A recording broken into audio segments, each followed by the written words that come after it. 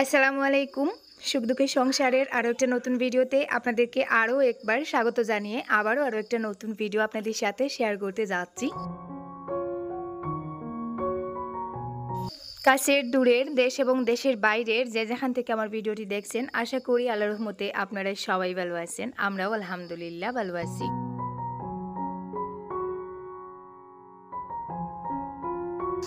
এখানে দেখতে পাচ্ছেন সকাল সকাল ঠান্ডা ওয়েদারে আমি এসেছি গার্ডেনে একটু কাজ করার জন্য। তো এখানে আমি চালের যে মিষ্টি কুমড়া, ওই মিষ্টি কুমড়াগুলো লাগিয়েছিলাম। তো দুইটা গাছ সুন্দরভাবে হচ্ছে, আর এই গাছগুলো লাল হয়ে যাচ্ছিল, তাই একটু গোড়ায় সার দিয়ে দিচ্ছি। সার দিয়ে উপর থেকে যে মাটি দিয়ে ঢেকে দিলাম। বাগানে কিছু বরবটি নষ্ট হয়ে যাচ্ছে, তো বরবটিগুলো উঠিয়ে নিচ্ছি।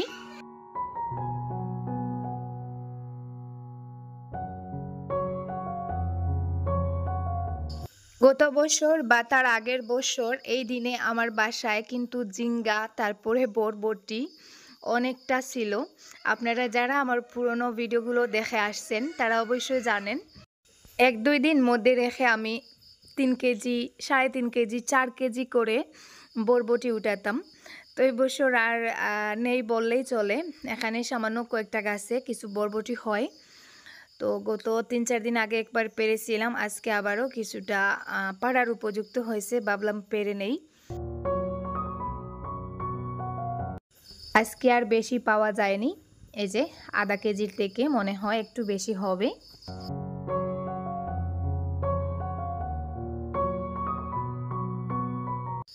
বাইরে হালকা হালকা রোদ উঠেছে। গত 2-3 দিন থেকে আর তেমন একটা বৃষ্টি হচ্ছে না, ওয়েদারটা খুব ভালো, পুরো দিন রোদ থাকে। তো আচারগুলো ভাবলাম একটু রোদে দেই, গতকালকেও দিয়েছিলাম, আজকেও দিচ্ছি। আবার হয়তো বৃষ্টি শুরু হয়ে যাবে, আরও 2-4 দিন, 5 দিন, 7 দিন হয়তো রোদ দেখা যাবে না। তাই রোদ দেখার পরেই মনে হয় রোদে দেওয়ার যা কাজ সবটা একদিনেই করে রাখি।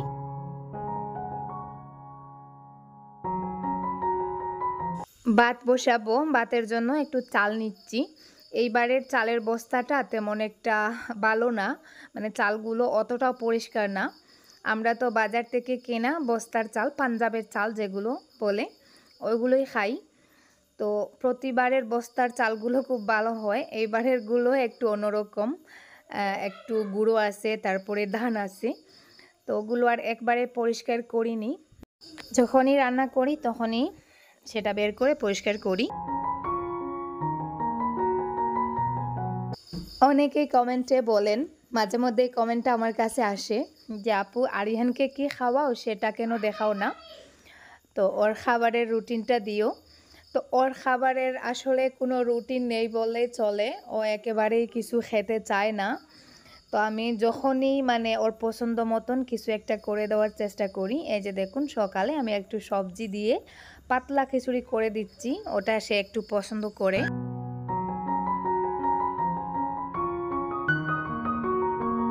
খিচুড়িটা নামানোর আগে আমি একটু নুন আর কালো জিরা মেথি দিয়ে নামিয়ে নেব। আমার সিনটেক্সের জন্য যে জায়গাটা করেছি, তো ওই পিলারগুলো করার সময় লেবু গাছের বড় ডালটা কেটে ফেলা হয়েছে, আর ভেতর দিকে 2-3টা ডাল রয়েছে। ওই ডালগুলোতে লেবু হয়েছে কি না আমি ঠিক জানি না। তো আজকে এই যে দেখুন, এই বনের ফাঁক দিয়ে রাস্তার দিকে ঢুকে আমি দেখব ভেতর দিকে লেবু আছে কিনা। তো আসলে ওই জায়গাটায় এই বছরে আর যাওয়া হয়নি। আগে যখন শিফা ছিল তখন সে ওইদিকে দৌড়ে দৌড়ে ঢুকে লেবু নিয়ে আসতো। তো আজকে এই প্রথমবার আমি এই যে দেখুন গাছের ফাঁক দিয়ে অনেক কষ্ট করে এই জায়গাটায় ঢুকলাম। ঢুকে দেখি ভেতরের দিকে মাশাআল্লাহ এই বছরও আগের বছরের মতন অনেক লেবু হয়েছে।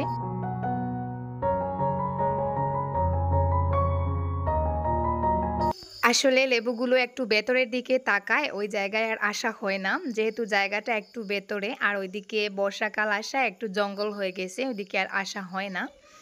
তো আজকে ফার্স্ট টাইম এলাম।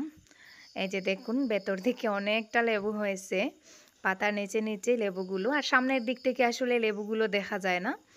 তো আজকে প্রথম আমি একটা লেবু নেব, নিয়ে দেখব কতটা রস হয়েছে।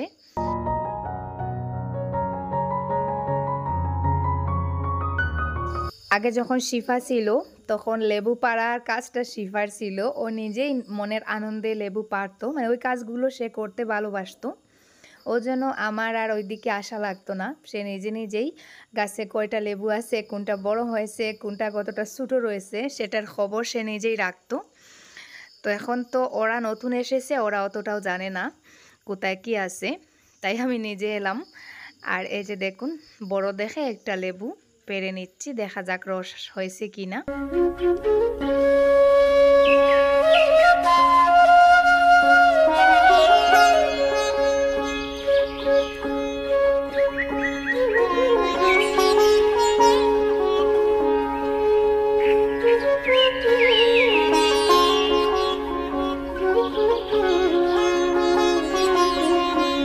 দেখা যাক লেবুটা কেটে। মাশাআল্লাহ, লেবুগুলো খাওয়ার উপযুক্ত হয়ে গেছে। আমি ভাবছিলাম হয়তো গাছে যদি 2-4টে লেবু থাকে তাহলে এখন পর্যন্ত মানে লেবুগুলোতে রস হবে না। তো এই যে দেখুন, লেবুগুলো কিন্তু খাওয়ার একেবারে উপযুক্ত হয়ে গেছে। আর এদিকে আরিয়ানের খিচুড়িটাও হয়ে গেছে, একটু ঠান্ডা করে ওকে খেতে দিয়ে দিচ্ছি। আর এই যে দেখুন, রান্নাবান্নাটা এখনও পুরোপুরি হয়নি। বেগুন দিয়ে মাছ রান্না করা হয়েছিল, ওটা দিয়েই ওয়াহিদা আর রাহিলা খাবার খেয়ে নিচ্ছে। তো এখন আমি ডাল রান্না করতেছি, ডিম ভাজি করতেছি। তো ওটার অপেক্ষার ওরা করলে হবে না, কারণ ওরা স্কুলে যাবে। তো দুইজনই এই যে দেখুন খাবার খেতে বসে পড়েছে।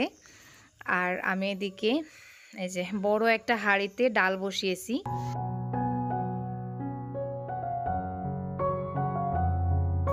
আমাদের ঘরে এখন তো সদস্য বেশি, তো সদস্য বেশি হওয়ার কারণে খাবার দাবারের পরিমাণটা একটু বেশি করে করতে হয়।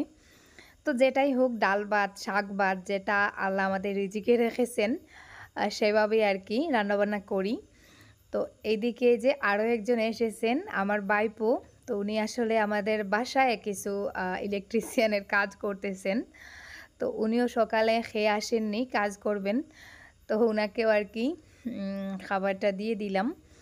আর এদিকে কলাগুলো বের করে দেখছিলাম পাকলো কি না। গত পরশুদিন কেটে রেখেছিলাম, মাত্র 2 দিনে এই যে দেখুন কলাগুলো মাশাআল্লাহ সবটা পেকে গেছে। তো এখনও পুরোপুরি পাকেনি, আর একটু পেকে গেলে, আরও একদিন থাকলে পুরোপুরি পেকে যাবে। তো আরও একদিন পরে কলাগুলো খাওয়া যাবে। আর এই যে দেখুন কলা পাগল আরও একজন। তো উনি কলা দেখলেই মানে একেবারে হতভম্ব হয়ে পড়েন। সকাল থেকে ওনাকে আর ভাত দেওয়া হয়নি, বিস্কিট খেয়েছিলেন। এখন এই যে দেখুন কি অবস্থা। আমি যেই ওনাকে ভাতগুলো দিতে যাচ্ছি, উনার আর তর্স হইছে না, মানে আমাকে একেবারে জাপটাজুপটি করে মনে হচ্ছে প্লেটটা নিয়ে নেবেন। তো ওনাকে খাবার দিলাম। আর দুপুর হয়ে গেছে, এত গরম লাগছে কি বলবো, কি খাবো ভাবছিলাম। তারপরে হঠাৎ মনে হলো ঘরে এখনও একটা ডাব রয়ে গেছে। তো ডাবটা কেটে একটু ডাবের পানি খাই, হয়তো ভালো লাগবে। আর যেহেতু গত 2-3 দিন থেকে বৃষ্টি হচ্ছে না, গরমের পরিমাণটাও কিন্তু অনেকটা বেড়ে গেছে।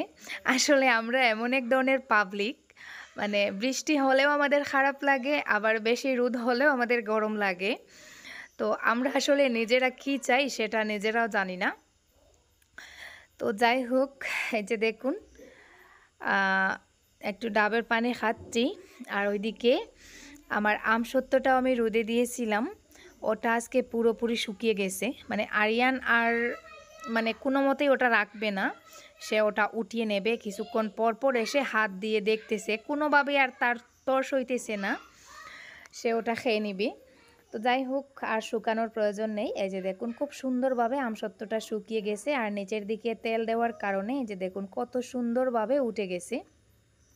এই যে দেখুন ডালার নিচের দিকে যে ডিজাইনটা, ওটাও আসলে আমসত্ত্বতে উঠে গেছে, সুন্দর লাগতেছে দেখে। তো এই যে দেখুন আমি একটা ছুরি নিয়ে কত ইজিলি আমসত্ত্বটাকে কেটে নিচ্ছি। তো আগের বার যে আমসত্ত্বগুলো করেছিলাম সবটা খাওয়া হয়ে গেছে, আজকেরটা আর খেয়ে শেষ করে দিব না, ওটা ছোটো ছোটো পিস পিস করে কন্টেনারে ভরে রেখে দেব। এই যে দেখুন কতটা সুন্দরভাবে আমসত্ত্বগুলো উঠে যাচ্ছে। আর যেহেতু ওটা ডালাতে করেছিলাম, ডালার নিচের দিকে যে ডিজাইনটা ওটাও উঠে গেছে, এর জন্য আমসত্ত্বগুলো আরও বেশি সুন্দর হয়েছে। তো আমি এখানে সবটা কেটে নিয়েছি, আর এই যে দেখুন এভাবে ছোটো ছোটো করে কেটে রেখে দিচ্ছি। আমি এর আগে কখনো আমসত্ত্ব করিনি, এইবার প্রথম করেছি। তবে আমি আমসত্ত্ব খেতে অনেক পছন্দ করতাম, তো আমি ভাবতাম ওটা করতে মনে হয় অনেকটা ঝামেলা হবে। তো ছোটোবেলা মা করতেন, খেয়েছি কিন্তু কখনো করিনি। তো মাকে জিজ্ঞাসা করে করে আসলে এইবার আমসত্ত্বটা ফার্স্ট টাইম করেছি জীবনের। তো মাশাআল্লাহ এই 2 দিন আমসত্ত্ব করে মানে আমি সত্যি আমসত্ত্বের প্রেমে পড়ে গেছি। মনে হচ্ছে আরও বেশি করে যদি আম পেতাম তাহলে অনেকটা আমসত্ত্ব করে রাখতাম যাতে সারা বছর খেতে পারতাম। তো আরিয়ানও কিন্তু আমার মতন আমসত্ত্ব খেতে অনেক পছন্দ করে, আর আমি যেহেতু ওটা চিনি দিয়ে করেছি, কাঁচা আমের আমসত্ত্ব মনেই হয় না খেতে, মিষ্টি আর আমের ফ্লেভারে মনে হয় পাকা আম দিয়ে মনে হয় আমসত্ত্বটা করা হয়েছে। তো আমি এখানে যে দেখুন ছোটো ছোটো পিস করে এভাবেই একটা কন্টেনারে ভরে রেখে দিচ্ছি।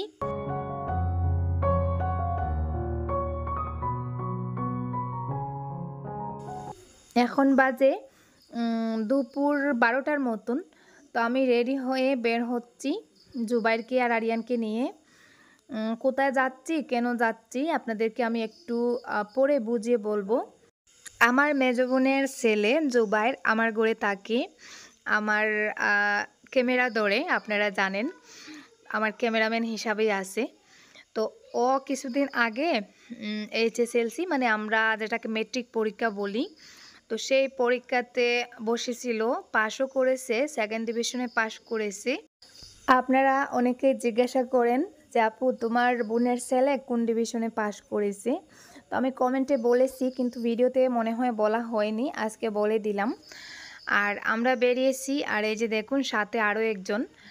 এই মাত্র কয়েকদিনে উনি মানে এত মানুষ ভক্ত হয়েছেন, আমাদের বাসায় আসলেই যে আসে সেই এরকম হয়ে যায়। এই যে দেখুন আমরা যেদিকে যাব, যেদিকে হাঁটবো উনি এভাবেই পেছন পেছন থাকেন। এই যে দেখুন কি সুন্দরভাবে বসে আছেন, মনে হচ্ছে উনিও আমাদের সাথে যাবেন। কুকুরটা মাশাআল্লাহ অনেক লক্ষ্মী। ছাগল, গরু মানে আমার বাসায় কেউ আর উঠতেই পারে না, একেবারেই জোর করে তাড়িয়ে দেয়। এই যে দেখুন আমরা চলে যাচ্ছি, ও কিন্তু খুব আপসেট, মনে হচ্ছে ওর খুব কষ্ট হচ্ছে। এই যে গাড়ি ছেড়ে দিয়েছে, সে এখনও বসে আছে।